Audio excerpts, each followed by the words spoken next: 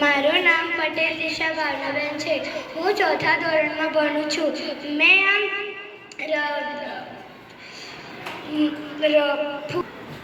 આ છે ફુગ્ગાથી બનેલું હૃદય.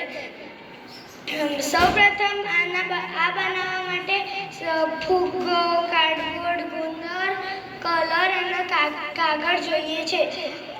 સૌપ્રથમ આને લંબચોરસ ચાર ટુકડા લેવાના છે. તે બે માં જોડી દેવાના છે. પછી એક કાગળ લેવાનું છે. તેના પર એક હૃદયનું ચિત્ર દોરી દેવાનું છે.